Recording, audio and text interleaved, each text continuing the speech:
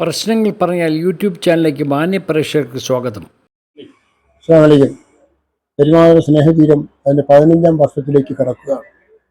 പെരുമാതുറയിൽ ജനിച്ച് പെരുമാതുറയ്ക്ക് പുറത്ത് താമസിക്കുന്നവരുടെ സംഘടനയാണ് പെരുമാതുറ സ്നേഹതീരം.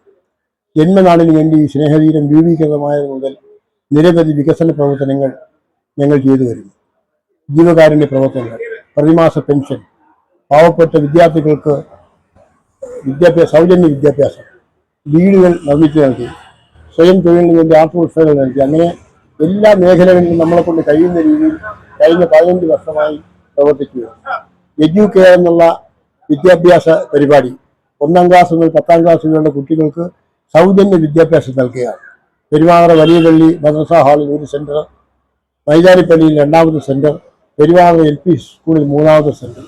പെരുമാതുറ LP സ്കൂളിൽ ആണ് UP സെക്ഷൻ, ഹൈസ്കൂൾ സെക്ഷൻ നടക്കുന്നത്. ഈ സ്കൂള് പെരുമാതുറ പഞ്ചായത്ത്, ചിറയൻകി പഞ്ചായത്ത് സ്നേഹതീരത്തിന് സൗജന്യമായി അനുവദിച്ചുകൊണ്ടിരിക്കുകയാണ്. ഈ എഡ്യൂകെയർ വിദ്യാഭ്യാസ പദ്ധതിയുടെ ആനുവൽ ഡേ മെയ് 14-ന് ബഹുമാന്യനായ ഫിഷറീസ് ന്യൂനപക്ഷ ക്ഷേമ വകുപ്പ് ഡയറക്ടർ ശ്രീ അബ്ദുൽ നാസർ IAS ഉദ്ഘാടനം ചെയ്യുക. അബ്ദുൽ നാസർ IAS നിർധന കുടുംബത്തിൽ ജനിച്ച് അദ്ദേഹം IAS തലം വരെ എത്തിയ ഒരു മഹത് വ്യക്തിയാണ്. അദ്ദേഹത്തെ പെരുമാതുറക്കാർക്ക്, ഈ കുട്ടികൾക്ക് അദ്ദേഹത്തിന്റെ ജീവിതം പരിചയപ്പെടുത്തുക എന്നുകൂടി ലക്ഷ്യത്തിലാണ് അദ്ദേഹത്തെ ഉദ്ഘാടകനായി വിളിച്ചത്. ഈ വിദ്യാഭ്യാസ പരിപാടിക്ക് ഹിംസ് ഹെൽത്ത് ചെയർമാൻ അദ്ദേഹത്തിന്റെ CSR ഫണ്ടിൽ നിന്നും പ്രതിവർഷം 20 ലക്ഷത്തോളം രൂപ നൽകി വരുന്നു.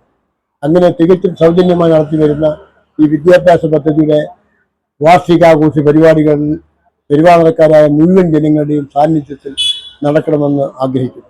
14-ാം തീയതി സ്നേഹതീരം പ്രസിഡന്റ് ശ്രീ EM നജീബിന്റെ അധ്യക്ഷതയിൽ നടക്കുന്ന ആനുവൽ ഡേ സെലിബ്രേഷനിൽ CSR ഹെഡ് ശ്രീമതി രേഷ്മി ഐഷയും പങ്കെടുക്കുന്നുണ്ട്. നിങ്ങളെല്ലാവരും ഈ പരിപാടി വിജയിപ്പിക്കാൻ മഗ്‌രിബിന് ശേഷം കുട്ടികളുടെ കലാപരിപാടി രാത്രി 10 മണി വരെ നിന്നുവെക്കും. ഈ പരിപാടി വിജയിപ്പിക്കുന്നതിന് വേണ്ടി എൻ്റെ ജന്മനാട്ടിലെ എല്ലാ ജനങ്ങളെയും സ്നേഹപൂർവ്വം ആദരപൂർവ്വം ഞാൻ ആ പരിപാടിയിലേക്ക് ക്ഷണിക്കുന്നു. അസ്സലാമു അലൈക്കും.